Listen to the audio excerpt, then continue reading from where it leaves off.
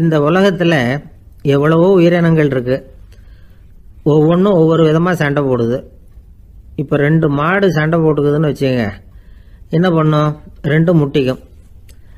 அதுக்கு சண்டை போடுறதுக்கு ஆயுதமாக உபயோகப்படுறது அதோட கொம்பு.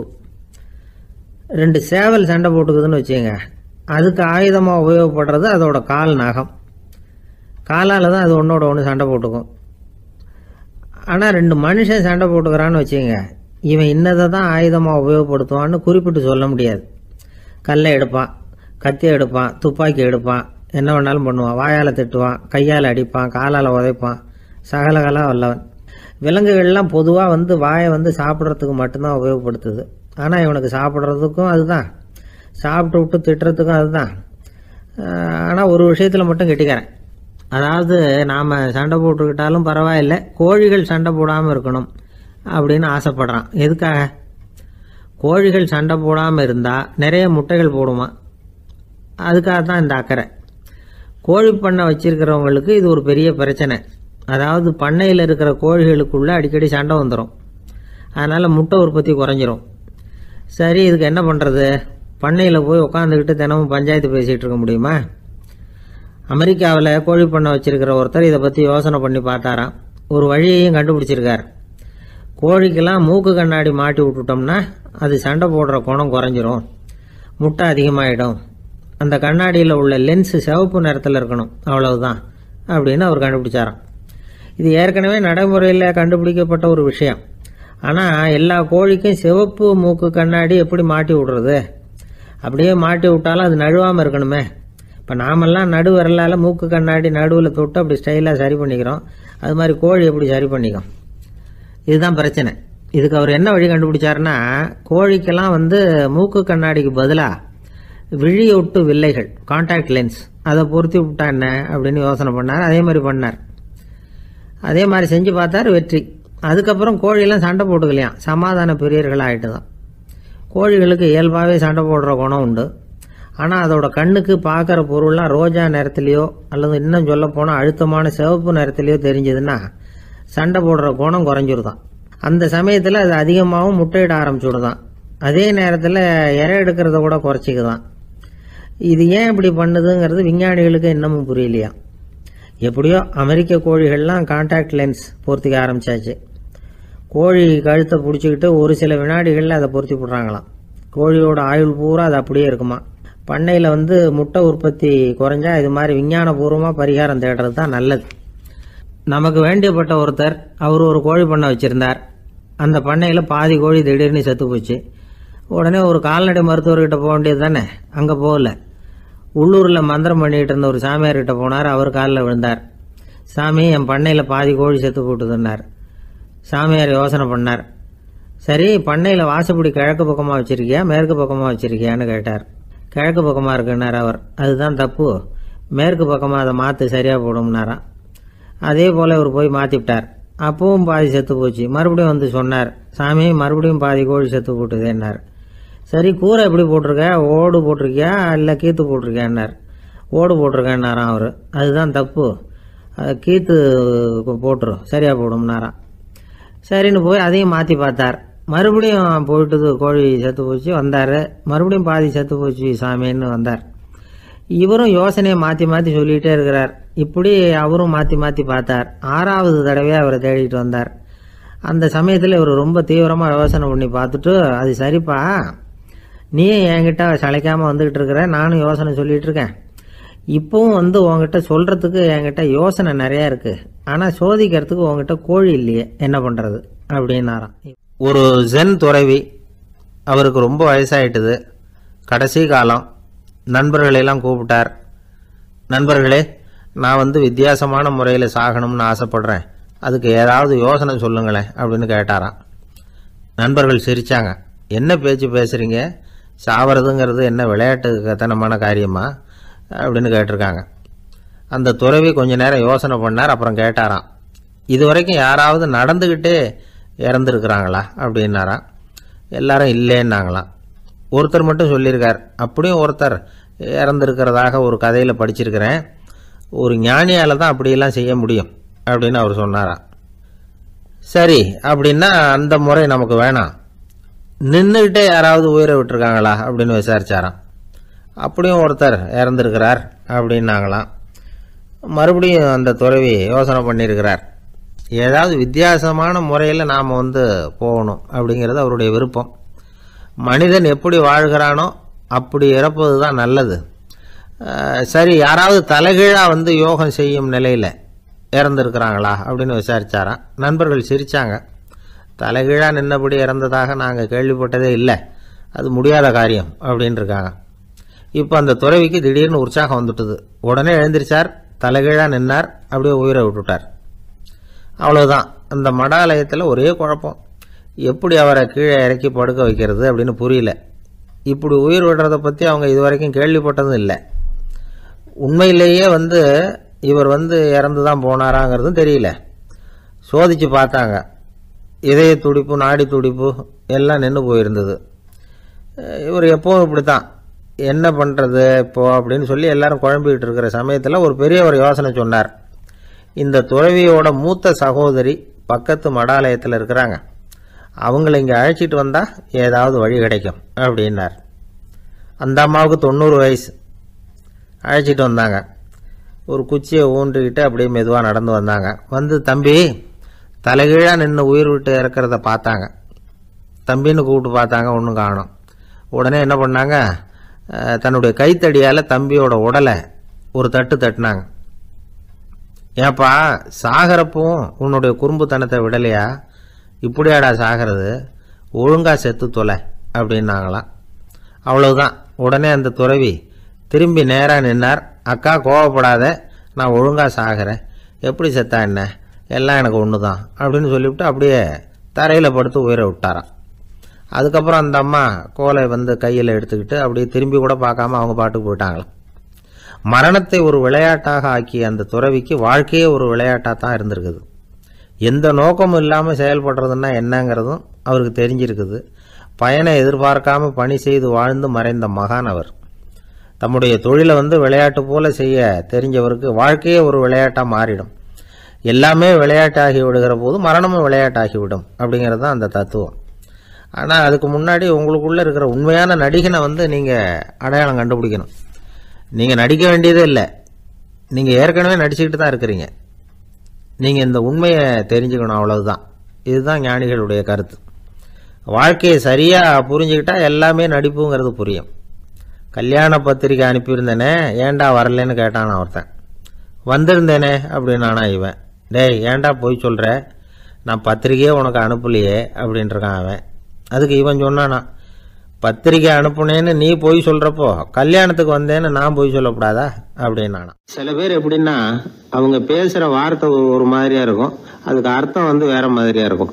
அதனால நாம் அவசரப்பட்டு ஒரு முடிவுக்கு வந்துடக்கூடாது, யோசிச்சு பார்க்கணும். இல்லைன்னா விவரம் தெரிஞ்சவங்களை கேட்டு அதுக்கு அர்த்தம் என்னன்னு கண்டுபிடிக்கணும். ஒரு ஊர்ல ஒரு பெரியவர் இருந்தார். அவருக்கு 3 பிள்ளைங்க. கடைசி காலத்துல அவர் அந்த 3 பிள்ளைங்களையும் கிட்டத்துல கூப்பிட்டு 3 அறிவுரைகளை சொல்லிவிட்டு கண்ணை மூடிட்டார். அவர் சொன்ன அறிவுரைகள் என்ன தெரியுமா? பெத்த தாய்க்கு சோறு போடாதே, இது ஒரு அறிவுரை. கொடுத்த கடனை கேட்காதே, இது ஒரு அறிவுரை. விதைச்ச நிலத்துக்கு வேலி போடாதே, இது ஒரு அறிவுரை. என்ன இது எல்லாம் ஒரு மாதிரியா இருக்குது, இதெல்லாம் பார்த்தா அறிவுரை மாதிரியா தெரியுது, என்னப்பா இப்படி சொல்றிய அப்படின்னு கேட்கலாம்னா அவர் அதுக்குள்ள கண்ணை மூடிட்டார். சரி, அப்பா சொல்லிவிட்டு போன அறிவுரைக்கு அர்த்தம் என்ன, அதை எப்படியாவது கண்டுபிடிப்போம் அப்படின்னு சொல்லி அந்த 3 பிள்ளைங்களும் ஆளுக்கு ஒரு அறிவுரையை எடுத்துக்கிட்டு வெளியில புறப்பட்டாங்களாம், விவரம் தெரிஞ்சவங்களை கேட்கலாம்னு. ஒரு பெரியவர் வந்தார். அவரை பார்த்து விளக்கம் கேட்டாங்க. ஐயா, கொஞ்சம் நெல்லுங்க, எங்க அப்பா சாகர சமயத்துல பெத்த தாய்க்கு சோறு போடாதேன்னு சொல்லிவிட்டு போனார், அப்படின்னா என்ன அர்த்தம் அப்படின்னு கேட்டாங்க. அந்த பெரியவர் கொஞ்சம் யோசனை பண்ணி பார்த்துட்டு அப்புறம் விளக்கம் சொன்னார். பெத்த தாய்க்கு சோறு போடாதேன்னா பொதுவா வயசானவங்களுக்கு அடிக்கடி கோபம் வரும். மருமகளோ மற்றவங்களோ சோறு போட்டா சீரா போட்டா ஐயோ குறைச்சி போடுறாளே, தாராளமா போடுறதுக்கு மனசு வரலையேம்பாங்க. தாராளமா போட்டா ஐயோ இப்படி மாட்டுக்கு கொட்டுறது மாதிரி கொட்டுறாளேம்பாங்க. ஆக எப்படி போட்டாலும் கோபம் வரும். அதனால இவங்களுக்கெல்லாம் நாம சோறு போடக்கூடாது, அவங்களா எடுத்து போட்டுக்கிற மாதிரி அவங்களுக்கு முன்னாடி வச்சுடணும். அதுதான் புத்திசாலித்தனம். அததான் உங்க அப்பா பெத்த தாய்க்கு சோறு போடாதேன்னு சொல்லியிருக்கிறார். போடாதேன்னா அவங்களா எடுத்துக்கிற அளவுக்கு அவங்க முன்னாடி சோத்தை வச்சிருங்க, அவங்க வேணுங்கிறத எடுத்துக்கிட்டோம்னு அர்த்தம். அப்படின்னு விளக்கம் கொடுத்தாரு அந்த பெரியவர். சரிங்க, அடுத்தபடியா எங்க அப்பா கொடுத்த கடனே கேட்காதேன்னு சொன்னாரு, அது எப்படிங்க நாங்க கேட்காம இருக்க முடியுமா அப்படின்னு கேட்டிருக்காங்க. பெரியவர் சொன்னார், கொடுத்த கடனை கேட்காதேன்னா கடனை கொடுத்துட்டு அதை கேட்டு வாங்குற அளவுக்கு நடந்துக்கிறவனுக்கு கடன் கொடுக்காதேன்னு அர்த்தம். கொடுத்த கடனை கேட்காமலே திருப்பி கொண்டாந்து கொடுக்குற நல்லவங்களா பார்த்து கடனை கொடுக்கணும். அததான் உங்க அப்பா அப்படி சொல்லி இருக்கிறார், கொடுத்த கடனை கேட்காதேன்னு அப்படின்னு விளக்கம் கொடுத்தார். உடனே இவங்க அந்த மூணாவது விஷயத்தையும் சொல்லி விளக்கம் கேட்டாங்க. விதைச்ச நிலத்துக்கு வேலி போடாதேன்னு சொன்னாரு, அது எப்படி வேலி போடாம இருக்க முடியும் அப்படின்னு கேட்டாங்க. ஏன் முடியாது? நம்ம நிலத்தை சுத்தி இருக்கிற நிலத்துக்கு சொந்தக்காரங்கள்லாம் நல்லவங்களா இருந்துட்டா நம்ம நிலத்துக்கு வேலி போட வேண்டிய அவசியம் இல்லையே, வேற பாதுகாப்பு தேவையில்லையே. அதனால நல்லவங்க நிலத்துக்கு மத்தியில நம்ம நிலம் இருக்கிறது மாதிரி பாத்துக்கணும், அதுதான் அதுக்கு அர்த்தம் அப்படின்னாரு அந்த பெரியவர். அதுக்கு பிறகுதான் இந்த பிள்ளைங்களுக்கு அப்பா சொன்ன புத்திமதியோட பொருள் புரிஞ்சுதான் ஒரு பெரியவர் இந்த உலகத்தை விட்டு போகக்கூடிய நிலைமையில இருக்கிறார், கட்டில படுத்திருக்கிறார். சொந்தக்காரங்கள் எல்லாம் கூப்பிட்டு ஆளுக்கு ஒரு புத்திமதி விதமா சொல்லிக்கிட்டே இருக்கிறார். அவங்க எல்லாம் கிட்டத்துல வந்து அவர் சொல்ற புத்திமதியை கேட்டுட்டு போறாங்க. கடைசியா அவரோட மனைவி கிட்டத்துல வந்தாங்களாம். எனக்கு என்ன புத்திமதி சொல்லிட்டு போறீங்க அப்படின்னு கேட்டிருக்காங்க. உனக்கு எதுவும் புத்திமதி சொல்ல வேணாம்னு நினைக்கிறேன்னாராம் அவரு. ஏன்னு கேட்டாங்களாம் இவங்க. இது வரைக்கும் நான் சொன்ன எந்த புத்திமதியை நீ ஒழுங்கா கேட்டிருக்கிற அப்படின்னு சொன்னாராம். ஒரு வயதான குரு சாய்வு நாற்காலியில உட்கார்ந்திருந்தார். ஒரு ஆள் அவரை தேடிட்டு வந்தான். வந்து அவர் முன்னாடி நின்னான். ஐயா, நான் உங்களுக்கு சீடனா ஆயிடலாம்னு நினைக்கிறேன் அப்படின்னா. அந்த குரு நிமிந்து பார்த்தார். இத பாருப்பா, அது அவ்வளவு சுலபமான வேலை இல்ல.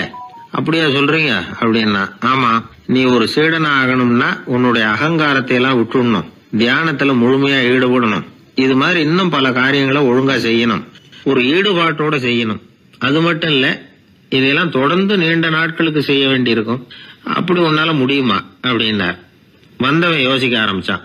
சீடனாகிறதுலேயே இவ்வளவு சிரமம் இருக்குங்கிறது அவனுக்கு தெரியாது. யோசிச்சுக்கிட்டே அந்த குருவை பார்த்தான். அவரு சாய்வு நாற்காலியில இருந்த நிலைமைய பார்த்தான். சரிங்க சுவாமி, சீடனாகிறது இவ்வளவு கஷ்டம்னா அது வேணாம், அதுக்கு பதிலா உங்களை மாதிரி ஒரு குருவா ஆயிடுறேனே அப்படின்னா.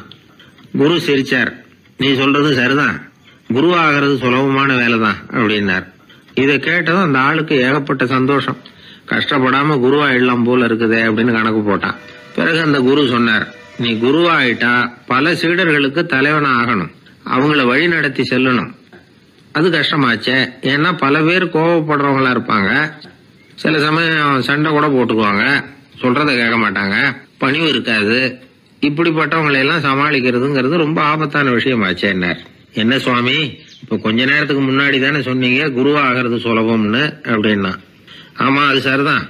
இப்ப என்னையே பாரு, நான் எவ்வளவு ஓய்வா இருக்கிறேன். ஆனா ஒண்ணு, ஒருத்தன் பல சீடர்களை வந்து வழி நடத்தி செல்லணும், அல்லது ஒரு சீடன் ஆயிடணும். இப்படி ரெண்டுல ஒண்ணு ஆனாதான் நல்லது அப்படின்னாரு அவரு. அவன் இப்ப ரொம்ப குழம்பி போயிட்டான். ஏன்னா மாத்தி மாத்தி ஒவ்வொரு விதமா சொல்றாருன்னு. சுவாமி, நீங்க சொல்றத பார்த்தா ரெண்டுமே கஷ்டமான காரியமா தான் தோணுது. என்ன முடிவு எடுக்கிறதுன்னு எனக்கு புரியல. அதனால உங்களுடைய அபிப்பிராயம் என்ன, அதை சொல்லுங்க அப்படின்னு கேட்டான். இப்ப அந்த குரு சொன்னார், நீ பல சீடர்களின் தொல்லைகளுக்கு ஆளாகிறத விட நீயே முதல்ல சீடனாகி தொல்லைப்படுறதுதான் சரியா இருக்கும். ஏன்னா அப்ப நீ உன்னுடைய பிரச்சனையை மட்டும்தான் கவனிக்க வேண்டியிருக்கும். குரு ஆயிட்டீங்கன்னா பல பேருடைய பிரச்சனையில தலையிட வேண்டியிருக்கும் அப்படின்னார். ஒரு உண்மையான குருவுக்கும் சீடனுக்கும் உள்ள உறவுங்கிறது ரொம்ப பயன் கருதாத ஒரு அன்பு கலப்பு. ரெண்டு இயற்கையான முழுமை நெருங்கி வந்து ஒன்றோட ஒன்று கலக்கிறது. நீங்க கேள்வி கேட்டா எப்படி அது முழுமை இருக்க முடியும்? அதுல முழுமைங்கிறது ஒரு அமைதியான நிலை. இந்த காலத்து குரு சீடர்கள்லாம் வேற மாதிரி. ஒரு குரு தன் சீடன் கிட்ட சொன்னார், இந்த பாருப்பா, நீ இந்த உலகத்துல எதுக்கும் பிரயோஜனப்பட மாட்ட, பன்றி மேய்க்கிறது கூட லாய்க்கில்லை அப்படின்னார். அப்படின்னா ஒண்ணு செய்யறேன் அப்படின்னா சீடன். என்ன பண்ணுவேன்னு கேட்டிருக்காரு குரு. உங்களை மாதிரியே ஒரு குருவாயிடுறனே அப்படின்னா அந்த சீடன். அசோக மன்னர் வந்துகிட்டு இருக்கார். அவருடைய ஆலோசகர்கள் எல்லாம் பக்கத்துல வந்துகிட்டு இருக்கிறாங்க. அந்த சமயத்துல எதிரில் ஒரு புத்த பிக்ஷு வர்றார். அசோகர் பாக்குறார். ஓடி போய் அவர் காலில் விழுந்து வணங்குறார். அசோக மன்னரின் தலை அந்த புத்த துறவியின் பாதத்துல பட்டுக்கிட்டு இருக்கு. பக்கத்துல நின்றுகிட்டு இருந்த அமைச்சருக்கு இது ரொம்ப சங்கடமா போச்சு. ரொம்ப வருத்தப்பட்டார். நம்ம அசோக சக்கரவர்த்தி எப்பேற்பட்டவர், அவரோட தலை ஒரு சன்னியாசியின் பாதத்துல படுறதா அப்படின்னு நினைச்சு ரொம்ப கவலைப்பட்டார். அரண்மனைக்கு திரும்பினதும் அமைச்சர் மெதுவா ஆரம்பிச்சார். அரசே, எனக்கு ரொம்ப வருத்தமா இருக்குது அப்படின்னார். எதுக்குன்னார் மன்னர். அசோக சக்கரவர்த்தியின் தலை, அதாவது அந்த சிரம், ரொம்ப மதிப்புமிக்க ஒன்று. அது ஒரு சன்னியாசியின் காலில் படலாமா அப்படின்னார். அசோகர் பதில் சொல்லல, சிரிச்சார், போயிட்டார். அதுக்கப்புறம் ஒரு சரியான சந்தர்ப்பத்துக்காக காத்துக்கிட்டு இருந்தார். ஒரு நாள் அமைச்சரை கூப்பிட்டார். எனக்கு 3 தலைகள் வேணும் அப்படின்னார். சொல்லுங்க, கொண்டுகிட்டு வரேன் அப்படின்னார் அமைச்சர். அசோகர் சொன்னார், முதல்ல எனக்கு தேவையானது ஒரு ஆட்டின் தலை, 2வது ஒரு புலியின் தலை, 3வது ஒரு மனிதனின் தலை. இதுதான் அசோகர் கேட்டது. எங்க இருந்தாலும் கொண்டு வாங்கன்னார். அமைச்சர் புறப்பட்டார். ஆட்டுத்தலை, புலித்தலை கிடைச்சிட்டுது. அப்புறமா ஒரு சுடுகாட்டுக்கு போய் ஒரு மனித தலையும் சேகரம் பண்ணிட்டு ராஜா கிட்ட வந்துட்டார். அரசே, உங்கள் ஆணைப்படி 3 தலைகளையும் கொண்டு வந்திருக்கிறேன்னார். அசோகர் பார்த்தார். ரொம்ப நல்லது, இப்ப இது 3ஐயும் எடுத்துக்கிட்டு போய் சந்தையில வித்துட்டு வாங்க அப்படின்னார். அமைச்சர் அதுகளை எடுத்துக்கிட்டு சந்தைக்கு போனார். முதல்ல ஆட்டுத்தலை நல்ல விலைக்கு வித்து போச்சு. நல்ல விலை கொடுத்து வாங்கிட்டு போட்டாங்க. அடுத்தபடியா புலி தலைய ஒருத்தர் வாங்கிட்டார். அதை பாடம் பண்ணி வீட்டில் மாட்டி வைக்கலாமே அப்படின்னு நினைச்சு அதையும் வாங்கிட்டு போட்டார். மனித தலையை மட்டும் வாங்கறதுக்கு யாரும் முன் வரல. எல்லாரும் அதை பார்த்துட்டு விலைக்கு போக ஆரம்பிச்சாங்க. அமைச்சர் திரும்பி வந்தார். அரசே, இந்த தலையை மட்டும் யாரும் வாங்க மாட்டேங்கிறாங்க அப்படின்னார். சரி, பரவாயில்ல, இதை இலவசமாவே எனாமாவே யாருக்கிட்டையாவது கொடுத்துட்டு வந்துருங்க அப்படின்னார். அமைச்சர் மறுபடியும் சந்தைக்கு போனார். இதை இலவசமா தரேன், இதை வாங்கிக்கோங்க அப்படின்னார். அப்பவும் அதை யாரும் வாங்கிக்கிறதுக்கு தயாரா இல்லை. மறுபடியும் திரும்பி மன்னர்கிட்ட விவரத்தை சொன்னார். இப்போ மன்னர் சொல்றார், அமைச்சரே, உயிர் இருக்கிற வரைக்கும் தான் இந்த தலைக்கு மதிப்பு. ஜீவன் போனதுக்கு அப்புறம் அதோட மதிப்பும் போயிடுது. அதனால மதிப்பு இருக்கும் பொழுதே பெரியவர்கள் பாதம் பணிந்து அந்த புனிதத்தை பெற்றுக்கொள்ளணும் அப்படின்னார். பணிவுங்கிறது வேற, அடிமைத்தனம்ங்கிறது வேற. பெரியவர்களை பணிவது நமக்கு பெருமை தரக்கூடிய விஷயம். இதை மனசுல வச்சுக்கிட்டு எப்போ காலில் விழணும், எப்போ காலில் விழக்கூடாது அப்படிங்கறத முடிவு பண்ணிக்கணும். ஒரு சாதாரண ஆள் நடந்து வந்துகிட்டு இருந்தார். எதிரில் வந்த ஒரு பெரிய மனுஷன் ஓடி போய் அவர் காலில் விழுந்து தன்னுடைய தலையை அவர் பாதத்தில் கொண்டு போய் வச்சார். கொஞ்ச நேரம் கழிச்சு எழுந்திரிச்சு வந்துட்டார். வந்த பிறகு இவரை கேட்டேன், ஏன் திடீர்னு ஓடி போய் அந்த ஆளு காலில் விழுந்தீங்க அப்படின்னு. அவர் போட்டிருக்கிறது என்னோட காணாம போன செருப்பான்னு கண்டுபிடிக்கிறதுக்காக அப்படி விழுந்தேன் அப்படின்னா. ஒரு இலக்கிய கூட்டம் ஏற்பாடு பண்ணியிருக்கிறோம், நீங்க அவசியம் அதுல பேசணும் அப்படின்னு கேட்டுக்கிட்டார் ஒருத்தர். வேணாங்க, 4 பேருக்கு முன்னாடி நிக்கிறதுனா எனக்கு ரொம்ப கூச்சமா இருக்கும் அப்படின்னாரு இவரு. ஏன் சார், இன்னமும் குழந்தை மாதிரி கூச்சப்படுறீங்களே அப்படின்னார் அவர் ஒரு மாதிரியா சமாளிச்சு அனுப்பி வச்சுட்டு அதுக்கப்புறம் அதை பத்தி இவர் யோசிச்சு பார்த்திருக்கார். சில நிபுணர்கள் எழுதியிருக்கிறத படிச்சும் பார்த்திருக்கிறார். மனோதத்துவ நிபுணர்கள் என்ன சொல்றாங்க தெரியுமா? 10லேருந்து 20% குழந்தைகள் பிறக்கிறப்பவே கூச்ச சுபாவம் கொண்டதா தான் இருக்குதான். ஒரு தாத்தா தன்னோட பேர பிள்ளைய ஆசையா கூப்பிடுறார் விளையாட்டு காட்ட, அதை அழுதுகிட்டு ஓடி போகுது. ஒரு அம்மா தன்னோட பிள்ளைய பள்ளிக்கூடத்தில் சேர்க்கறதுக்காக கூப்பிட்டுக்கிட்டு போறாங்க. அந்த புள்ள அம்மாவோட முந்தானையில ஒளிஞ்சுக்கிட்டு வெளில வரமாட்டேங்குது. இவங்களெல்லாம் எப்படி சமாளிக்கிறது? குழந்தைகளோட கூச்ச சுபாவத்தை போக்குறது எப்படி? இதுக்கு நிபுணர்கள் சில யோசனைகளை சொல்லியிருக்கிறாங்க. மற்றவங்களுக்கு முன்னாடி என் பையனுக்கு கூச்சம் ரொம்ப அதிகம் சார், மற்றவங்க பார்த்தா ரொம்ப வெக்கப்படுறான், இப்படி சொல்ற அப்பாக்கள் உண்டு. என் பையன் புது மனுஷால பார்த்தா அட்டையா ஒட்டிக்குவான் சார் அப்படின்னு சொல்ற அப்பாக்களும் உண்டு. இப்படிலாம் குழந்தைகளுக்கு முத்திரை குத்துறது ரொம்ப தப்பான். புதுசா யாராவது வீட்டுக்கு வந்தா குழந்தை தானா தன்னோட கூச்சத்தையும் பயத்தையும் போக்கிக்கிட்டு சகஜமா மாறி வர்றதுக்கு வாய்ப்பு கொடுக்கணுமா. ஒரு கூட்டத்துக்கோ அல்லது சொந்தக்காரங்க கல்யாணத்துக்கோ குழந்தைய அழைச்சிட்டு போறீங்க, அங்க போய் கட்டாயப்படுத்தி குழந்தைய மற்றவங்க கிட்ட பேச சொல்லக்கூடாது. சில சமயம் குழந்தை தானா தன்னுடைய கூச்ச சுபாவத்தை விட்டு பேசுறதுக்கு முன் வந்தா அதை பாராட்டணும்.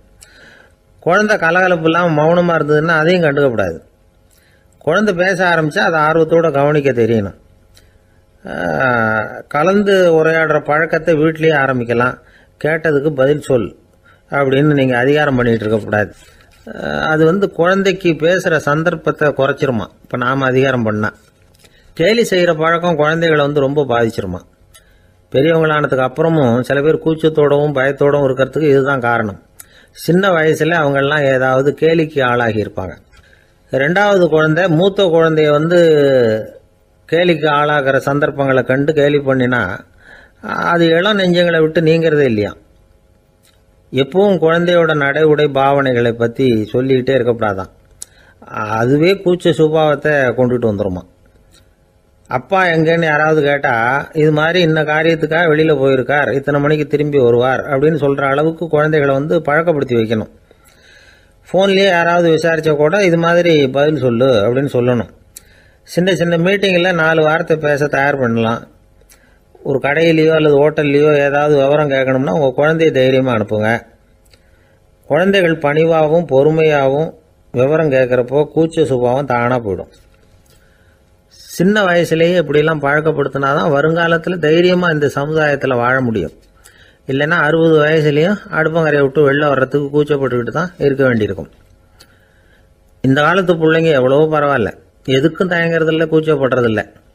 ஒரு அம்மா அடுப்பங்கரையிலேருந்து சத்தம் போட்டாங்க, டேய் ராமு, தயவு பண்ணி அந்த டிவியை நிறுத்துறா, அந்த பெண்ணோட குரல் மகா மோசம், அடுப்பங்கரையில் இருக்கிற என்னாலேயே அதை சகிச்சிக்க முடியல அப்படின்னாங்களாம். உடனே பையன் கொஞ்சம் கூட தயங்காமல் பதில் சொல்கிறான், அம்மா இந்த குரல் டிவியிலேருந்து வரல, எதிர்த்த விட்டு மாமி தான் இங்கே வந்திருக்கிறாங்க, அவங்க தான் இப்போ என்னோட பேசிக்கிட்டு இருக்கிறாங்க அப்படின்னு நான். ஒருத்தர் சிகரெட்டும் கையுமா வந்தார். சார், இந்த புகைப்பிடிக்கிற பழக்கத்தை நிறுத்தி போடணும்னு தான் பார்க்குறேன், முடியலன்னார். புகைப்பிடிக்கிறத நிறுத்துறது ரொம்ப சுலபம் சார் அப்படின்னார் இன்னொருத்தர். எப்படி சொல்கிறீங்கன்னு கேட்டார் அவர். நான் கூட ஏற்கனவே 10 தடவை அந்த பழக்கத்தை நிறுத்தி இருக்கிறேன் சார் அப்படின்னார் இவர். இதுலேருந்து என்ன தெரியுது? புகைப்பழக்கத்தை திடீர்னு விட்டு விடுறதுங்கிறது ரொம்ப கஷ்டம்னு தெரியுது. இருந்தாலும் இது சம்பந்தமான ஆராய்ச்சி, அனுபவம், இது ரெண்டையும் அடிப்படையாக வச்சு சில வழிமுறைகளை சொல்கிறாங்க. அதாவது புகைப்பிடிக்கிறத நிறுத்துறதுக்கு 10 வழிகள் உண்டு அப்படின்னு சொல்கிறாங்க. அது என்னங்கிறத தெரிஞ்சுக்கிட்டா உபயோகப்படுதான்னு பார்க்கலாமே. முதல் கருத்து என்னன்னா, கொஞ்ச நாளைக்கு புகைப்பிடிக்கிற நண்பர்களை விட்டு விலகி இருக்கணும். இதனால் புகைப்பிடிக்கிற ஆசை குறையும். அந்த பழக்கத்தை மறுபடியும் ஆரம்பிக்கப்படாதுங்கிற எண்ணம் உறுதிப்படும். ரெண்டாவது கருத்து, புகைப்பிடிக்கிறதை எதிர்த்து தீவிரமாக பிரச்சாரம் செய்ய ஆரம்பிச்சிடணும். அது அடுத்தவங்களுக்கும் உபயோகப்படும், உங்களுக்கும் உபயோகப்படும். உங்கள் உள்ளுணர்வை அது தூண்டும், உங்களை உறுதி கொள்ள வைக்கும். மூன்றாவது கருத்து என்னன்னா, தினமும் 2 தடவை குளிக்கணும். எப்படி தெரியுமா? முதல்ல வெது வெதுப்பான தண்ணீர், அப்புறம் குளிர்ந்த தண்ணீர், இப்படி மாறி மாறி குளிக்கணுமா. நாலாவது கருத்து, உடற்பயிற்சிகள் செய்யணும். மூச்சு வாங்குற மாதிரியான பயிற்சிகள் ரொம்ப நல்லதான். பிராணாயாமம் அப்படிங்கிற மூச்சு பயிற்சி ரொம்ப நல்லதுங்கிறாங்க. அப்புறம் 5வது கருத்து, சாப்பாடு மிதமாக இருக்கணும், சீராக இருக்கணும். பச்சை காய்கறிகள், பழங்கள் சாப்பாட்டில் சேர்த்துக்கலாம். அடிக்கடி கொஞ்சம் கொஞ்சமாக சாப்பிட்டு ரத்தத்தில் சர்க்கரையின் அளவை பராமரிக்கணும். இது நரம்புகளை அமைதிப்படுத்தும். 6வது கருத்து என்னன்னா, ரொம்ப நேரம் பசியோடு இருக்கக்கூடாது. புகைப்பிடிக்கிறத நிறுத்த முயற்சி செய்யும் பொழுது எடை குறைப்பு நடவடிக்கைகளை மேற்கொள்ளக்கூடாது. 7வது கருத்து, காப்பி, தேநீர், மதுபானம், அப்புறம் போதைப் பொருள்கள் கலந்த உணவுகள் இதெல்லாம் வேணாம். புகைப்பிடிக்கிறத அதெல்லாம் ஊக்கப்படுத்தும். கடுகு, மிளகு, அப்புறம் காரமான பொருள்களை தவிர்க்கணும். உப்பு அளவை குறைக்கணும். தினமும் 10 குவளை தண்ணீராவது குடிக்கணும். வெறும் தண்ணி புகைப்பிடிக்கிற ஆவலை தணிக்குதான். 8வது கருத்து, கையில் சிகரெட்டு, புகையில ஏதாவது இருந்தால் உடனே தூக்கி எறிஞ்சிருங்க. அது கையில் இருக்கிற வரைக்கும் புகைப்பிடிக்கிற ஆசை வந்துக்கிட்டே இருக்கும். 9வது கருத்து என்னன்னா, இறை நம்பிக்கை உள்ளவங்க புகைப்பிடிக்கிற எண்ணம் வர்றப்போவெல்லாம் பிரார்த்தனை செய்ய ஆரம்பிச்சுடலாம். 10வது கருத்து, உங்களுக்கு ரொம்பவும் வேண்டியவங்க யாரோ அவங்கக்கிட்ட எல்லாம் நீங்கள் புகைப்பிடிக்கிறத நிறுத்தி விட்டதா சொல்லிவிடுங்க. இந்த 10 வழிகளையும் கடைபிடிக்க ஆரம்பிச்சுட்டா புகைப்பிடிக்கும் பழக்கத்தை நிறுத்தி விடலாம் அப்படின்னு சொல்கிறாங்க அனுபவப்பட்டவங்க. முயற்சி பண்ணி பார்க்கலாம். ஒரு முக்கியமான இடத்துல நின்றுக்கிட்டு இருந்தார் ஒருத்தர். அங்கே இன்னொருத்தர், ஏன் சார் இந்த இடத்துல சிகரெட் பிடிக்கலாமா அப்படின்னு அனுமதி கேட்டார். இந்த இடத்துல சிகரெட் பிடிக்கக்கூடாதுங்க அப்படின்னாரு இவர்.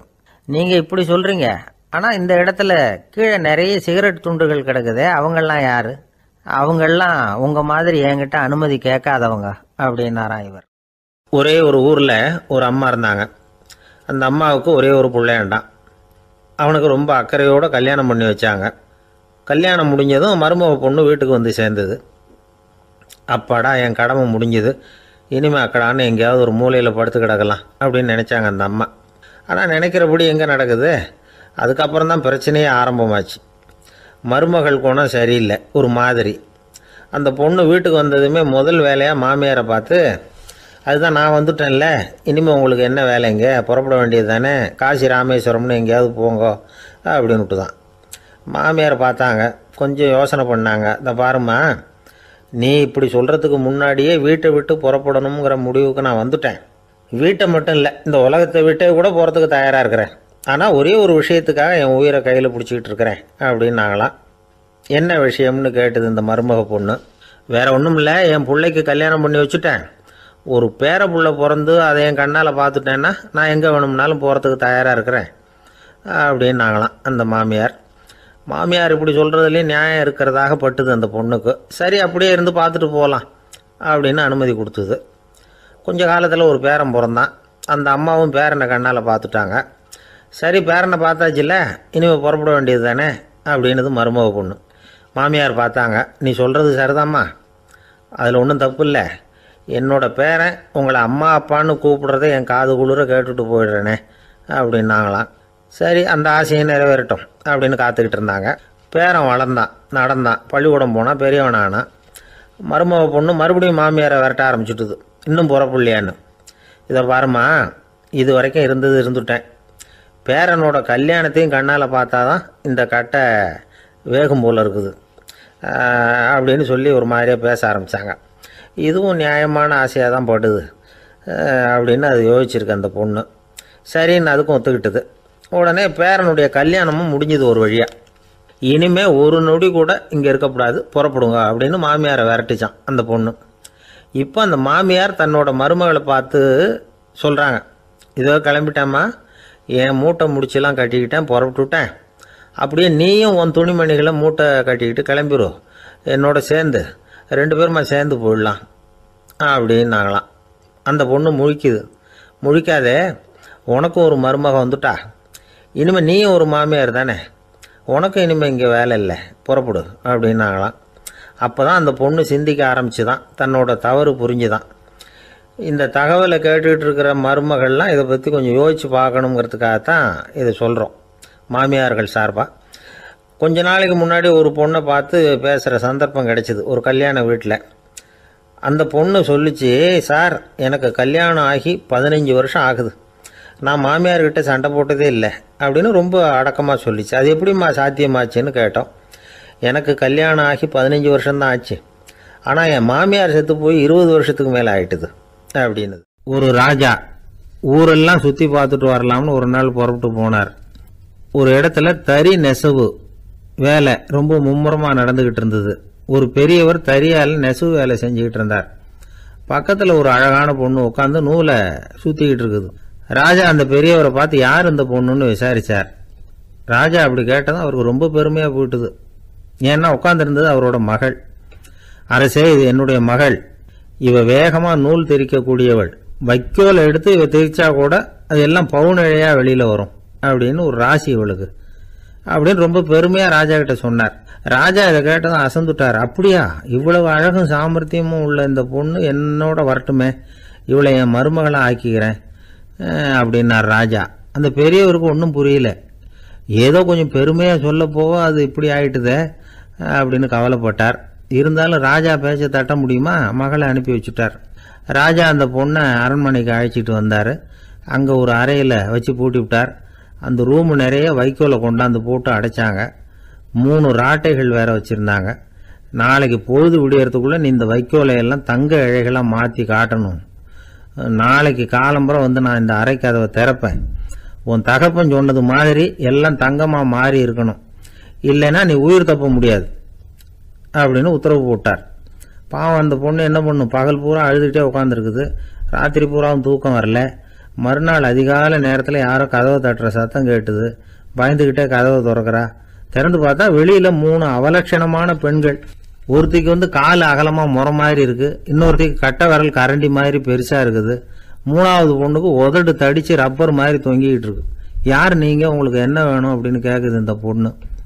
நாங்கள் உங்களுக்கு உதவி செய்யறதுக்கு தான் வந்திருக்கிறோம் அப்படின்னு சொல்லி உள்ளே வந்தாங்க, உட்காந்தாங்க. கொஞ்ச நேரத்துக்குள்ளே உள்ளே இருந்த வைக்கோலையெல்லாம் தங்க இழைகளாக மாற்றி கொடுத்துட்டு போயிட்டாங்க. காலையில் ராஜா வந்தார், பார்த்தார். ஆஹா பேஷுனார். இன்னும் கொஞ்சம் வைக்கோலை கொண்டாந்து அந்த ரூமில் போட சொன்னார். இந்த வைக்கோலையும் இன்னைக்கு தங்கமாக மாற்றிவிடு, நாளைக்கு மறுநாள் உனக்கும் இளவரசனுக்கும் கல்யாணம்னு சொல்லிவிட்டார். இன்னைக்கு ராத்திரி அந்த 3 பொண்ணுங்களும் வந்தாங்க. வைக்கோலை பொண்ணு இழைகளாக மாற்றினாங்க, புறப்பட்டாங்க. இந்த பொண்ணு அவங்க காலில் விழுந்து வணங்கினா. என் உசுரை காப்பாற்றினீங்க, உங்களுக்கு நான் என்ன கைமாறு செய்ய போகிறேன் அப்படின்னா. பயப்படாத, நீ விரும்பினா எங்களுக்கு ஒரு உதவி செய்யலாம். உன்னுடைய கல்யாணத்துக்கு நாங்கள் 3 பேரும் வரோம். நீ எங்களை வரவேற்று ராஜாக்கிட்டையும் இளவரசர்கிட்டையும் நாங்கள் உன்னோட பெரியப்பா பொண்ணுங்கன்னு சொல்லி அறிமுகப்படுத்தி வை, நாங்கள் விருந்து சாப்பிட்டுட்டு போயிடுறோம் அப்படின்னாங்க. ரொம்பவும் சந்தோஷமாக சரின்னு ஒத்துக்கிட்டா. கல்யாண நாள் வந்தது. கல்யாணம் ரொம்ப கோலாகலமாக நடந்துக்கிட்டு இருக்கு. எல்லா தேசத்து ராஜா ராணிகளும் வந்துக்கிட்டு இருக்கிறாங்க. அந்த 3 அவலட்சணமான பொண்ணுங்களும் சேர்ந்தாங்க.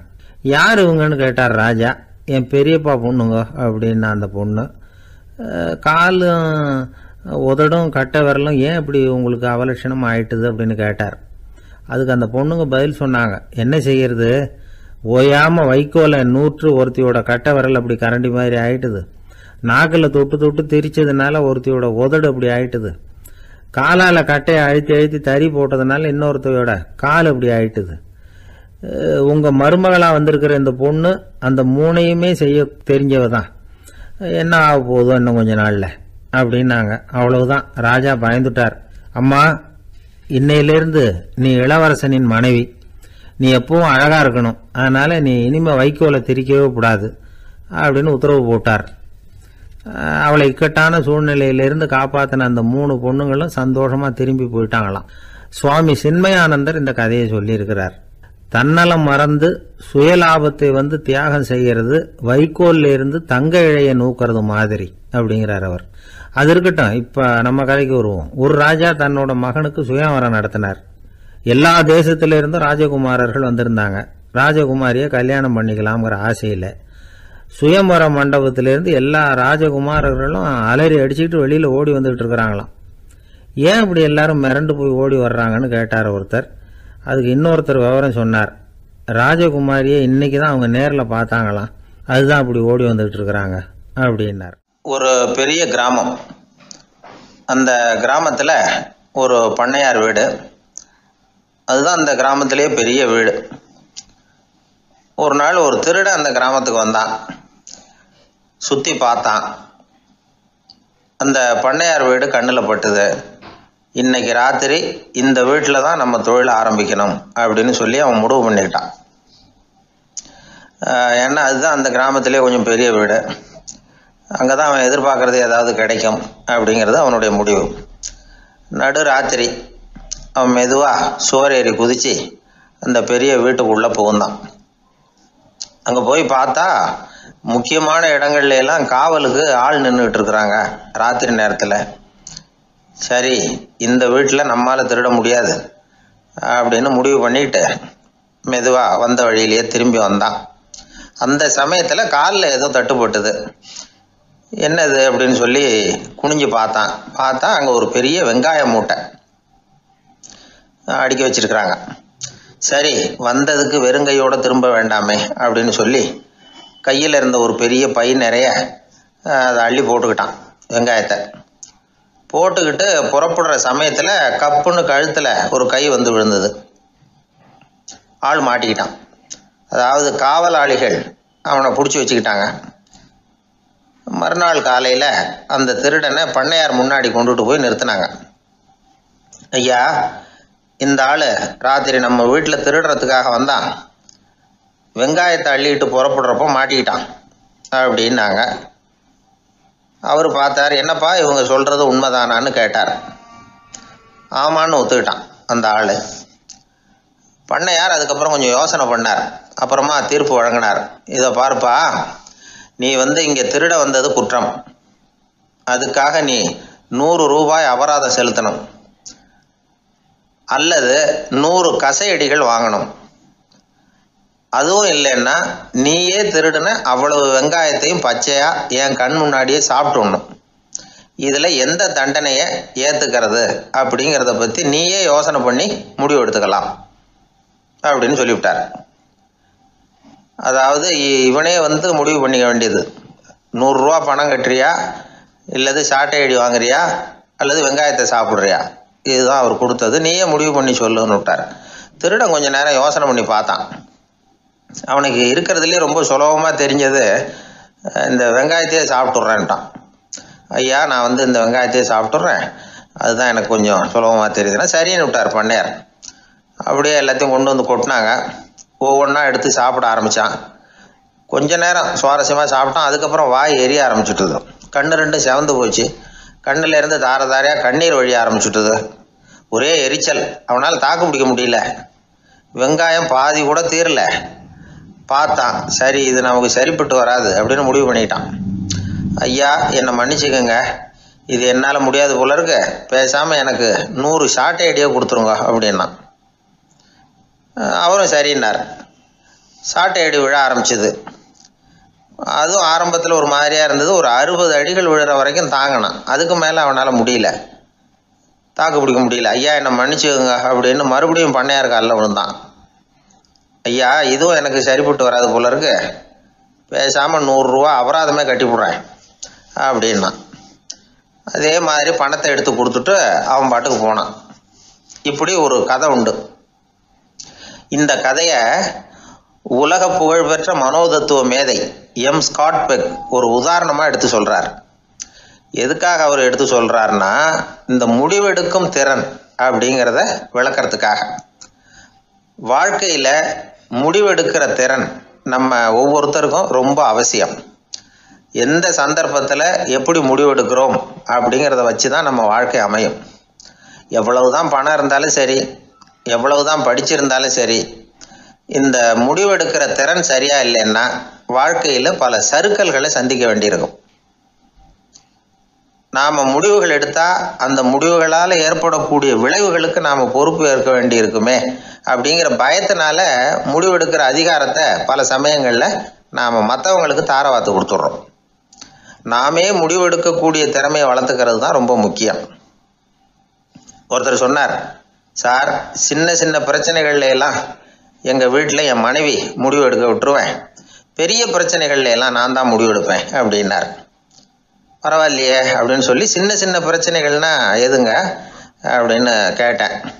ஒன்றும் இல்லை, இந்த வீட்டு வருமானத்தை பெருக்கிறது எப்படி, வீட்டு செலவை சரி கட்டுறது எப்படி, வீட்டு செலவுக்கு வாங்கியிருக்கிற கடனை அடைக்கிறது எப்படி, இதெல்லாம் சின்ன சின்ன பிரச்சனைகள், என் மனைவி கிட்ட முடிவெடுக்கிற விஷயத்தை விட்டுருவேன்னார். பெரிய பிரச்சனை தான் நான் எடுத்துக்குவேன்னார். அப்படின்னா பெரிய பிரச்சனைன்னா எது சார் அப்படின்னு கேட்டேன். அது என்னென்னா, இந்த உலக பொருளாதாரத்தை மேம்படுத்துறது எப்படி, 21ஆம் நூற்றாண்டில் என்னென்ன சவால்களை சந்திக்க வேண்டியிருக்கும் உலகம், இதெல்லாம் நான் பார்த்துக்குவேன் அப்படின்னார். பாருங்க, இது பிரச்சனைகள்லேருந்து தப்பிக்கிற வழி. அதனால் வாழ்க்கையில் பிரச்சனைகளை சந்திக்கிறதுக்கு தயங்கக்கூடாது. அதே மாதிரி சரியான நேரத்தில் சரியான முடிவு எடுக்கிறதுக்கு நாம் கற்றுக்கணும். அது ரொம்ப முக்கியம். ஒருத்தன் தன்னுடைய நண்பனை வழியில் பார்த்தான். என்னப்பா லெட்டர் போட்டுனே கிடச்சிதா அப்படின்னா. ஓ, கிடச்சிதேன்னா அவன். இவன் உடனே, ஏன்டா போய் சொல்கிற, நான் உனக்கு லெட்டரே போடலை, சும்மா தான் கேட்டேன், உடனே கிடச்சிட்டுதுங்கிறிய அப்படின்னா. லெட்டர் போட்டேன்னு நீ போய் சொல்கிறப்போ அது கிடைச்சதுன்னு நான் போய் சொல்லக்கூடாதா அப்படின்னானா அவன். இப்படிப்பட்டவங்க சில பேர் இருந்தால் கூட இன்னைக்கு கடிதம் மூலமாக தொடர்பு கொள்ளாதவங்க இருக்கவே முடியாது. அந்த அளவுக்கு அது அவசியமான ஒன்றாயிட்டுது. இந்த அஞ்சல் அட்டைகள் எப்படி ஆரம்பமாச்சு தெரியுமா? ஆஸ்திரியா நாட்டில் ஒரு பேராசிரியர் இருந்தார். அவர் பேர் இம்மானுவேல் ஹெர்மன். அவர் ஒரு நாள் ஒரு பத்திரிகையில் கட்டுரை எழுதினாராம். இது நடந்தது 1869. அவர் எழுதின கட்டுரையில் மக்கள் அதிகம் செலவு இல்லாமல் ஒருத்தருக்கு ஒருத்தர் தகவல் பரிமாறிக்கிறது எப்படி அப்படிங்கிறத பற்றி எழுதியிருந்தார். அதுக்கு சில யோசனைகளை அவரே எழுதியிருந்தாராம்.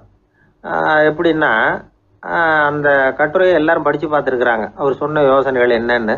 அது அரசாங்கத்தின் கவனத்துக்கு அது போச்சான். ஆகா, இது அவர் சொல்கிற யோசனை நல்லா இருக்கும் போல் இருக்கு அப்படின்னு அவங்களே நினச்சிருக்கிறாங்க. அவ்வளவுதான்.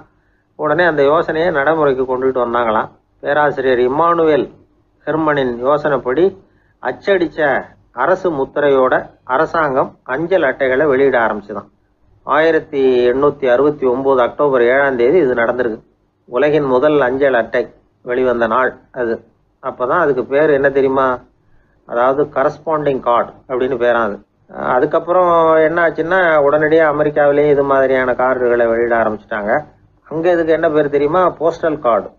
அதுக்கப்புறம் 1870 இங்கிலாந்துலேயும் இதை வெளியிட்டாங்களாம். அதை வெளியிட்ட முதல் நாள் அன்னைக்கு என்ன நடந்தது தெரியுமா? மக்கள்லாம் ஏதோ நியாய விலை கடையில் நிற்கிறது மாதிரி பெரிய பெரிய கியூ வரிசையில் நின்று இதை வாங்கினாங்களாம். நம்ம நாட்டில் முதல் அஞ்சலகம் 1927 கல்கத்தாவில் ஆரம்பமாயிருக்கு.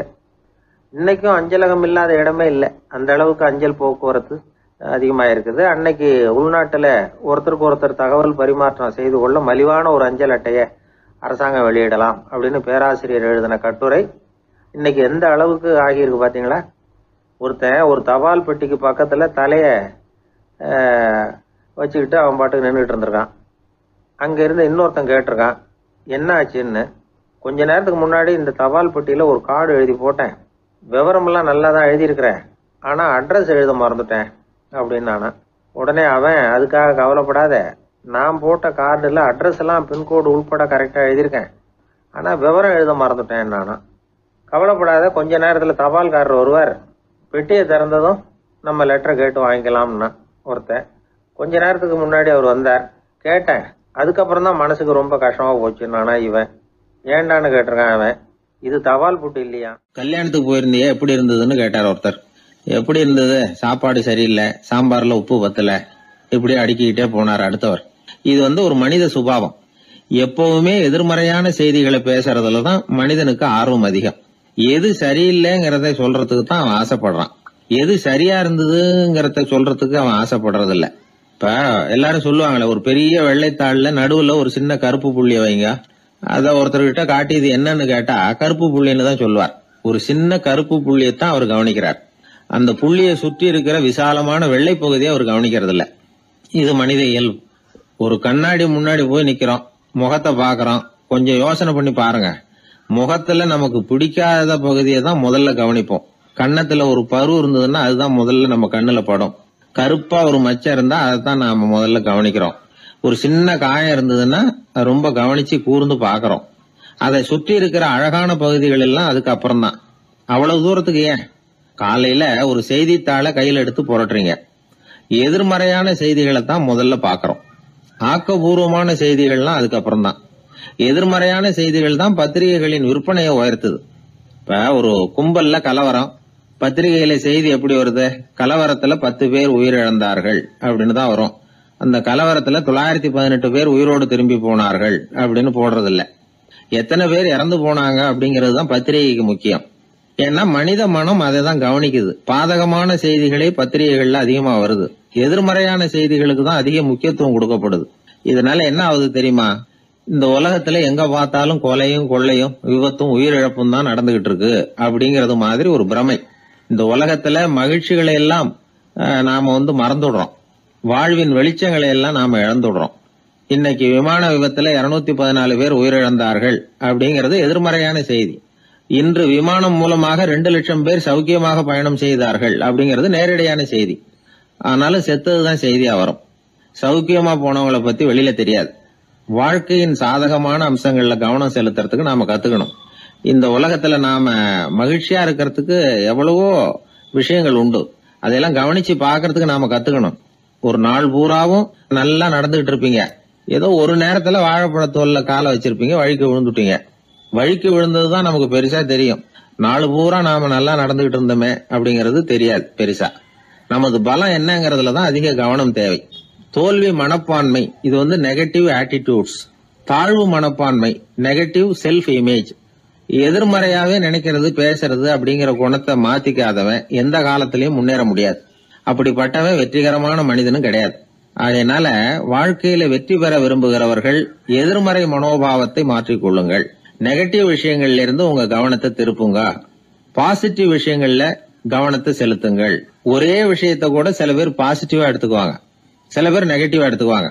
ஒரு சத்திரத்துல 2 சாமியார்கள் சந்திச்சுக்கிட்டாங்களாம். தங்களுடைய சொந்த கதைகளை அவங்க பேசிக்கிட்டாங்க. ஒரு சாமியார் சொன்னார், எனக்கு சம்சாரம் இல்ல, அதனாலதான் நான் சாமியார் ஆயிட்டேன் அப்படின்னார். இன்னொருத்தர் சொன்னார், எனக்கு சம்சாரம் இருக்கா, அதனால நான் சாமியார் ஆயிட்டேன் அப்படின்னார். அதனால வாழ்க்கைய அவரவர்கள் பாக்குற பார்வை வேற வேற மாதிரி. எதையும் எதிர்மறையா எடுத்துக்கப்படாது, ஆக்கப்பூர்வமா எடுத்துக்கணும். அப்படிங்கறத புரிஞ்சுக்கிட்டோம்னா நம்ம வாழ்க்கையில வெற்றி நிச்சயம். எதிர்காலத்தை நினைச்சா எனக்கு ரொம்ப பயமா இருக்கு சார் அப்படின்னு சொல்றவங்க நிறைய பேர் இருக்கிறாங்க. அதாவது பயப்படாத மனிதர்கள்னு யாருமே கிடையாது. ஒவ்வொருத்தருக்கும் ஒவ்வொரு விதமான பயம் இருந்தாலும் ஒட்டுமொத்தமா பாக்குறப்போ மனிதனுக்கு 6 விதமான பய உணர்வுகள் வரலாம் அப்படின்னு பெரியவங்க சொல்றாங்க. எல்லா விதமான பயமும் இந்த 6 வகைக்குள்ள அடக்கம். அந்த 6 வகை பயமும் 6 எதிரிகள் மாதிரியா. 6 எதிரிகளையும் புரிஞ்சுக்கிட்டோம்னா போதும், வாழ்க்கையில சுலபமா வெற்றி அடைய முடியும். சரி, அந்த 6 வகை பயம் என்னென்ன அப்படின்னு பார்ப்போம். முதல்ல வறுமை பற்றிய பயம், 2வது பழிச்சொல் பற்றிய பயம், 3வது உடல் நலம் பாதிப்பு பற்றிய பயம், 4வது என்னன்னா காதல் தோல்வி, 5வது முதுமை, 6வது மரணம். அதாவது பயப்படுறதுங்கிறது ஒரு மனநிலை தான். இந்த மனநிலையை கட்டுப்படுத்த முடியும், திசை திருப்ப முடியும். சரி, இந்த பயங்களின் அறிகுறிகள் எப்படி இருக்கும்? வறுமை பற்றிய பயம் அப்படின்னு முதல்ல சொன்னோம் இல்லையா, அந்த பயத்தின் அறிகுறிகளை தெரிஞ்சுக்குவோம். எதுலேயும் அக்கறை இல்லாம இருக்கிறது, ஒரு குறிக்கோள் இல்லாம இருக்கிறது, வறுமையை சகிச்சுக்கிறது, வாழ்க்கையில கிடைக்கிறது எதுவா இருந்தாலும் ஆட்சேபனை இல்லாமல் ஏத்துக்கிறது, மனசாலும் உடம்பாலும் சோர்ந்து போயிருக்கிறது, ஆர்வம், முனைப்பு, கற்பனை திறன் எதுவுமே இல்லாம இருக்கிறது. இதெல்லாம் தான் அந்த வறுமை பற்றிய பயத்தின் அறிகுறிகள். அடுத்தது ஒண்ணு பார்த்தோமே, பழிச்சொல் பற்றிய பயம். அதாவது அடுத்தவங்க நம்மளை குறை சொல்லி விடுவாங்களோ அப்படிங்கிற பயம். இதுக்கு அறிகுறி என்ன தெரியுமா?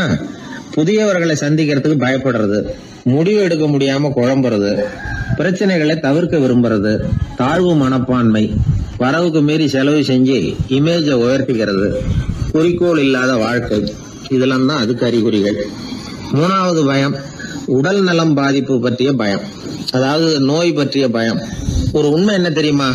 டாக்டரை சந்திக்கிற மனிதர்கள்ல 75% பேர் தங்களுக்கு நோய் வந்துட்டுதுங்கிற கற்பனையில இருக்கிறவங்களாம். நிஜமாவே நோய் கிடையாது அவங்களுக்கு. இந்த பயத்தின் அறிகுறிகள் என்னன்னா, வியாதிக்கான அறிகுறிகள் தன்னிடம் இருக்கிறதாக நினைச்சுக்கிறது, எந்த நேரமும் வியாதியை பத்தியே பேசி பேசி மனசை அங்கேயே வச்சிருக்கிறது, நோய் சம்பந்தமான செய்திகளை படிச்சு நமக்கு இப்படி ஆயிடுமோ அப்படின்னு வேதனைப்படுறது. இதெல்லாம் தான் அதுக்கு அறிகுறிகள். 4வது பயம் காதல் தோல்வி. இது ரொம்ப வேதனை, உடம்பையும் மனசையும் சீரழிச்சு விடும். ஆண்களை விட பெண்கள் தான் இந்த பய உணர்வுல அதிகமா பாதிக்கப்படுறாங்க. 5வது முதுமை பற்றிய பயம். 6வது மரண பயம், வயசான காலத்துல எப்படி சமாளிக்கிறது அப்படிங்கிற பயம். ஆக இதையெல்லாம் நாம புரிஞ்சுக்க வேண்டியது ரொம்ப அவசியம். இந்த 6 வகை பயங்களை சரியா புரிஞ்சுக்கிட்டு நாம நடந்துக்கணும். வாழ்க்கையின் முன்னேற்றத்துக்கு இந்த பயங்கள் முட்டுக்கட்டே ஆயிடக்கூடாது. உழைச்சி பணம் சேர்க்கணும், உற்சாகமா மனசை வச்சுக்கணும். மனசை கட்டுப்படுத்துகிற மார்க்கம் தெரிஞ்சுக்கிட்டா போதும், எல்லாம் சரியா வந்துடும். நம்ம ஆள் ஒருத்தன் சொன்னான், சார் எனக்கு வறுமை பற்றிய பயம்தான் இருந்தது, ஒரே ராத்திரியில 30,000 ரூபாய் தயார் பண்ணிவிட்டேன், இப்ப எனக்கு இன்னொரு பயம் வந்துட்டுதுன்னா. என்ன பயம்னு கேட்டாங்க. போலீஸ் கண்டுபிடிச்சிருமோங்கிற பயம்னா. இது இந்த பயத்துல அடங்காது. அதனால அஞ்சி சாவார், அஞ்சாத பொருள் இல்லை அப்படின்னு பாரதி சொன்னார் இல்லையா, அது மாதிரி பயத்தை புரிந்து கொண்டு அதற்கு தகுந்த மாதிரி நம்முடைய வாழ்க்கையை அமைத்துக் கொள்ள வேண்டும். அப்படி அமைத்துக் கொள்ளுகிறவர்களுக்கு வெற்றி நிச்சயம். கிராமத்துல ஒருத்தன் தன்னுடைய நகங்களை வெட்டிக்கிட்டு இருந்தான். வெட்டி முடிச்சதும் ஒரு வயசானவர் அவனை பார்த்து, அதெல்லாம் அடுத்தவன் கண்ணில் படுறது மாதிரி போட்டுறாதப்பா, ஆபத்துன்னார். என்ன ஆபத்துன்னு கேட்டான் இவன். எவனாவது பில்லி சூனியம் வைக்கிறவன் எடுத்துட்டு போயிட போறான் அப்படின்னாரு அவர். வேண்டாத ஒருத்தனுக்கு ஏதாவது கெடுதல் பண்ணணும்னா உடனே மந்திரவாதியை தேடி போறது உண்டு. மந்திரவாதி என்ன பண்ணுவார்னா, யாருக்கு சூன்யம் வைக்கணுமோ அவனோட காலடி மண்ணு, முடி, நகம் இதையெல்லாம் அவனுக்கு தெரியாம எடுத்துட்டு வா அப்படிம்பார். இது மட்டும் இல்ல, அழுக்கு துணி, வேறு மனித உருவம் மாதிரி செய்யப்பட்ட பொம்மை இதெல்லாம் கூட மந்திரவாதிகள் பயன்படுத்துறது உண்டு. இதெல்லாம் ஏமாத்து வேலை. மனிதனுடைய முடி, நகம் இதெல்லாம் வெட்ட வெட்ட வளருது இல்லையா, அதனால அதுக்குள்ள உயிர் இருக்கிறதாக ஆதி மனிதர்கள் நம்பி இருப்பாங்க. அதனால மனுஷங்கிட்ட இருந்து அதெல்லாம் பிரிக்கப்பட்ட பிறகும் கூட அதுகளுக்கும் அந்த மனுஷனுக்கும் தொடர்பு இருக்கிறதாக அவங்க நம்பினாங்க. அந்த நம்பிக்கை தொடர்ந்து அதோட விளைவாதான் இன்னைக்கு மந்திரவாதிகள் நகத்தையும் முடியையும் எடுக்கிறாங்க. அந்த நகத்துக்கும் முடிக்கும் ஒரு பாதிப்பு உண்டாக்குனா அது சம்பந்தப்பட்டவனுக்கு போய் சேரும் அப்படிங்கறது அவங்க நினைப்பு. அவ்வளவுதான் விஷயம். இது மாதிரி நம்பிக்கைகள் தான் இன்னைக்கு நகம், முடி இதையெல்லாம் மற்றவங்க கண்ணில் படும்படி போடக்கூடாது அப்படிங்கிற வழக்கத்தை உண்டாக்கி விட்டுது. ஒருத்தர் பேரு என்னன்னு கேட்டு தெரிஞ்சுட்டு போய் அந்த பேரை வச்சு அவனோட ராசி பலனை கணிச்சு அவனுக்கு ஏற்பட இருக்கிற கெட்ட நேரத்துல அவனுக்கு சூன்யம் வச்சா அது உடனே பலிக்கும் அப்படின்னு ஒரு நம்பிக்கை. அது மட்டும் இல்ல, சூன்ய தகட்டுல பேரை எழுதி புதைக்கிறதும் உண்டு. இதனாலதான் பெண்கள் கணவன் பேரை சொல்லாத பழக்கம் ஏற்பட்டுதான். அதாவது பேரை கேட்டுக்கிட்டு போய் ஏதாவது கெடுதல் பண்ணிவிட்டா என்ன பண்றது அப்படிங்கிற பயம். அப்படி ஆரம்பிச்ச பழக்கம்தான் இன்னைக்கு ஏதோ மரியாதைக்காக கணவன் பேரை பிறர் முன்னிலையில சொல்றது இல்லை அப்படிங்கறது மாதிரி ஆயிட்டுது. மந்திரவாதிகள் நம்ம ஊர்ல மட்டும்தான் இருக்கிறாங்கன்னு நினைக்காதீங்க, உலகம் பூரா உண்டு. பிசி தீவில் வாழக்கூடிய மக்கள் என்ன செய்வாங்களாம் தெரியுமா? இது மாதிரி மாந்திரீகம், செய்வன, பில்லி, சூனியம் இதெல்லாம் தங்களை பாதிக்காம இருக்கிறதுக்காக வீட்டை சுத்தி அகழி வெட்டி அதுல தண்ணீரை நிரப்பி வச்சிருவாங்களாம். ஆஸ்திரேலியாவில் இருக்கக்கூடிய பழங்குடி மக்கள் கிட்ட ஒரு பழக்கம், ஏதாவது பழங்கள் சாப்பிட்டா அதோட விதையை தண்ணீர்லயோ அல்லது ஆத்துலயோ போட்டுருவாங்களாம். வெளியில போட்டுட்டா அதை எடுத்து செய்வினைக்கு பயன்படுத்திடுவாங்க அப்படிங்கிற பயம். இது மாதிரி உலகம் பூராவும் செய்வினையின் மூலம் அடுத்தவங்களுக்கு பாதிப்பை உண்டு பண்ண முடியும் அப்படிங்கிற நம்பிக்கை இருக்கத்தான் செய்யுது.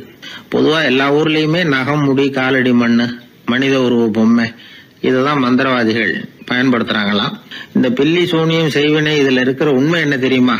நகமோ முடியோ எதையும் செய்யறது இல்ல, சம்பந்தப்பட்டவனுக்கு ஏற்படுற பயம் இருக்கு பாருங்க, அதுதான் பாதிக்கும். இது மனநிலையை பொறுத்த விஷயம், வேற விஞ்ஞான ரீதியான பாதிப்பு இதுல எதுவும் கிடையாது. நம்ம ஊர்ல ஏற்பட்ட பகுத்தறிவு சிந்தனைகள், மூட நம்பிக்கைகளை எவ்வளவோ குறைச்சிருக்குது. இருந்தாலும் ஏமாந்து போறவங்க இன்னமும் இருந்துகிட்டு தான் இருக்கிறாங்க. இந்த காலத்துல சின்ன குழந்தைகளை கூட ஏமாத்துறது கஷ்டம். ஒரு குழந்தை கேட்டுதான், ஏன்பா பிரார்த்தனை பண்ணனா நமக்கு எல்லாம் கிடைக்குமா அப்படின்னு தான். ஓ கிடைக்குமே அப்படின்னாராம் அப்பா. நீ வச்சிருக்கிறிய பேனா அது கூட கிடைக்குமா அப்படின்னு கேட்டுதான் குழந்தை. ஓ கிடைக்கும் அப்படின்னாராம்.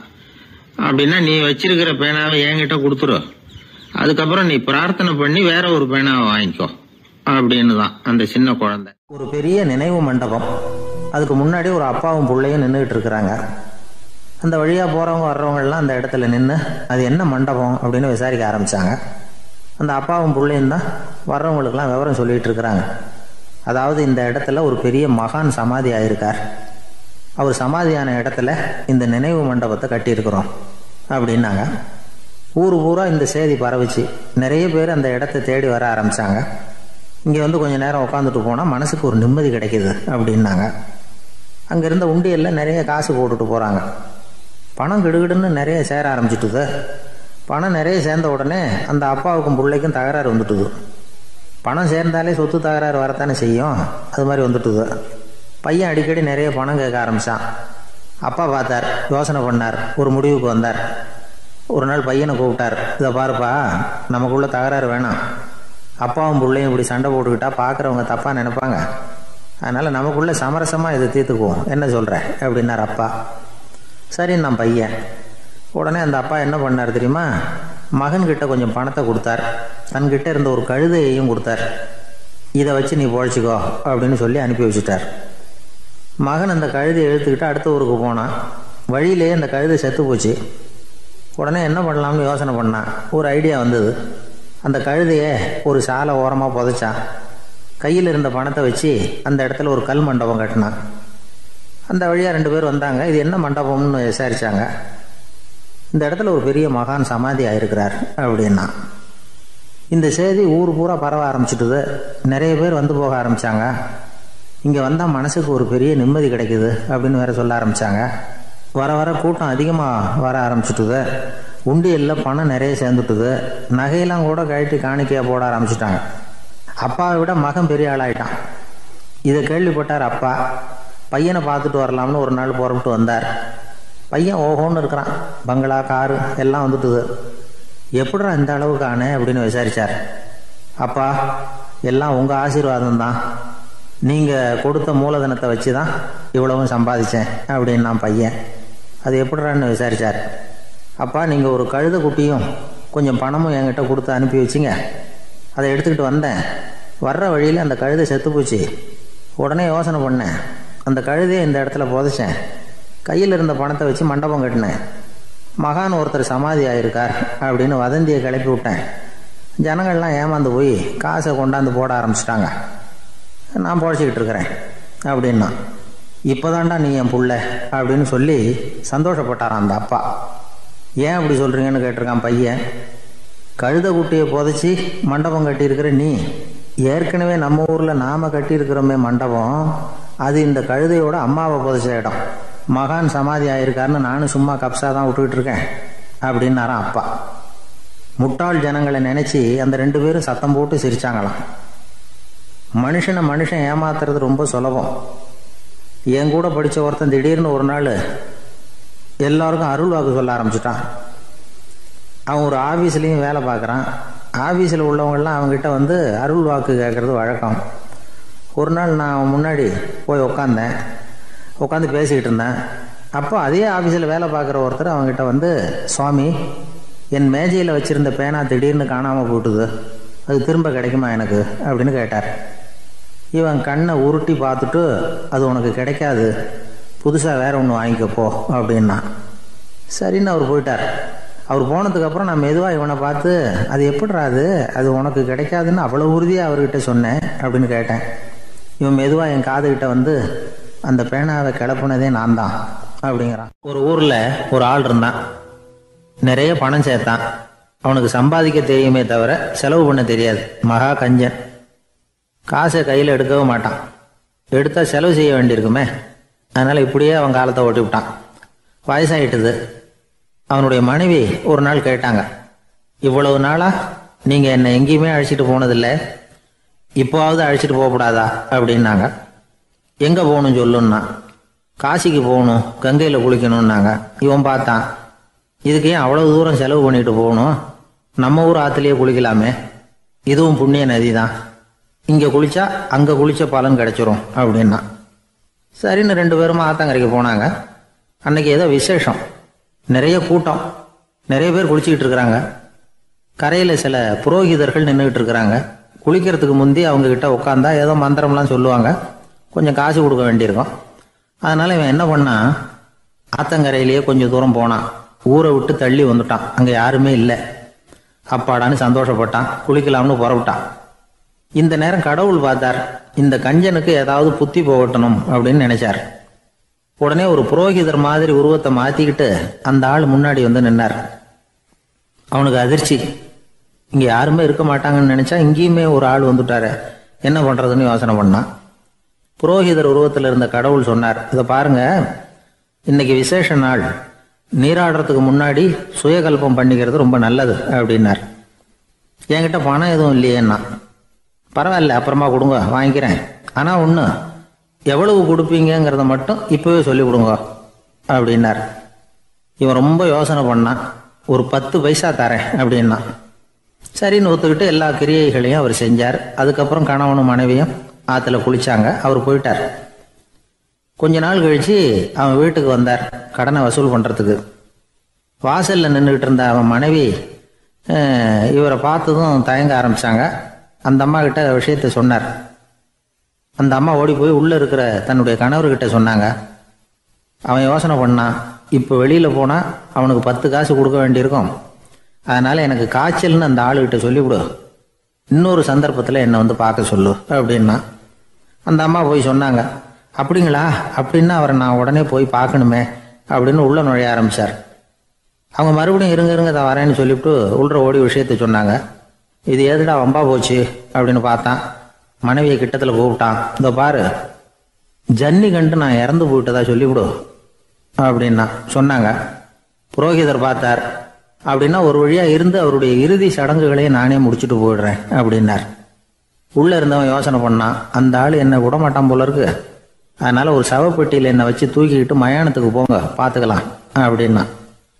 புரோகிதரும் விடுற மாதிரி இல்லை, கூடவே நடந்து போயிட்டு இருக்கிறார். அங்கே இறக்கி சடங்குகளை முடிச்சுட்டு தீ வைக்கிற நேரம் பொட்டிக்குள்ளே இருந்த நம்ம ஆள் அலறி அடிச்சுட்டு வெளியில் ஓடி வந்தான். புரோகிதர் உருவத்தில் இருந்த கடவுள் சிரிச்சார். தன்னுடைய சுய உருவத்தை காட்டினார். அதுக்கப்புறம் அவனை கூப்பிட்டு, இதை பாருப்பா, ஏன் இப்படி அல்லாடுற, ஏதாவது வர வேணும்னா கேள் தரேன் அப்படின்னார். அவன் யோசனை பண்ணான். பகவானே, ஒரே ஒரு வரம் தான் உங்ககிட்ட கேட்கணும்னா. என்ன வேணும் கேளுன்னார். அந்த 10 பைசா தட்சணையை தள்ளுபடி பண்ணால் போதும் அப்படின்னா. கடவுளும் சரின்னு சொல்லிட்டு போயிட்டார். இப்படி ஒரு கதையை சுவாமி சிவானந்தர் சொல்லியிருக்கிறார். செல்வந்தர்கள் பல பேர் இப்படித்தான் இருக்கிறாங்க. தாங்களும் அனுபவிக்க மாட்டாங்க, அடுத்தவங்களுக்கும் கொடுக்க மாட்டாங்க. இது மாதிரியான கஞ்சர்களுக்கு இந்த உலகம் இல்லை, அந்த உலகம் இல்லைங்கிறார் அவர். இந்த கதையில கடவுள் கடன் வசூலுக்கு வந்தது மாதிரி நம்ம ஊர் ஆள் ஒருத்தன் இன்னொருத்தர்கிட்ட 10 பைசா கடன் கொடுத்துட்டான். திருப்பி வாங்கறதுக்கு நடையா நடக்கிறான். கடைசியா கேட்டான், நீ எப்பதான் கடனை திருப்பி தரப்போற, அதை முடிவா சொல்லுன்னா. வர்ற வியாழக்கிழமை கண்டிப்பா கொடுத்துருவேன் அப்படின்னானா அவன்.